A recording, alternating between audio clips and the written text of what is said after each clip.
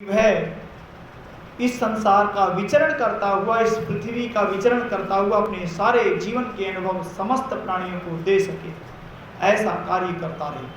और आगे का नास्ति ज्ञानात् परम सुखम, लेकिन अगर परम सुख को प्राप्त करना चाहते हो तो ज्ञान की प्राप्ति करो, क्योंकि जिसको ज्ञान नहीं है, जो ज्ञान से दूर है, उसे परम सुख की प्राप्ति नहीं होती। और इस संसार में प्राणी आता है, उसका मुख्य लक्ष्य सुख की प्राप्ति होता है। लेकिन क्या सुख की प्राप्ति ही पर्याप्त है? लेकिन आगे ऋषियों ने कहा सुख की प्राप्ति से भी अगर आगे बढ़ना चाहते हो तो मोक्ष के लिए कहा ऋषियों ने।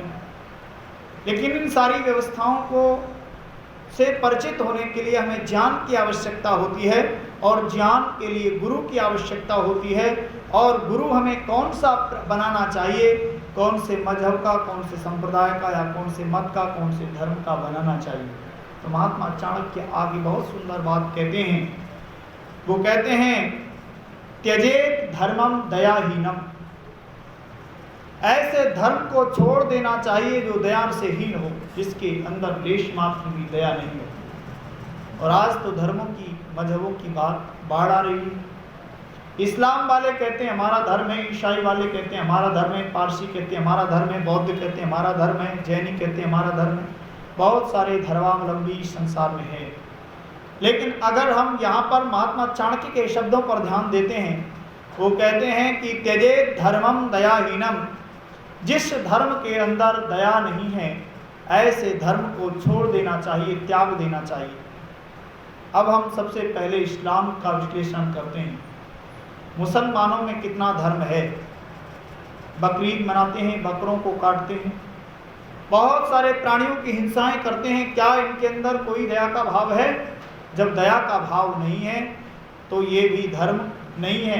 वो भले ही अपनी वाणी से, अपने मुख से धर्म धर्म चिल्लाते रहें, लेकिन महात्मा चाणक्य कहते हैं कि त्यजेत धर्मम दयाहीनम, ऐसे धर्म को त्याग दो जिसके अंदर दया का कोई भी, किसी भी प्रकार का भाव नहीं है। जब दया का भाव इस्लाम में नहीं है तो वो धर्म नहीं होता। यहाँ तक कि इतनी ही बात नहीं है, वीर बंदा बैरागी को हम सभी जानते हैं।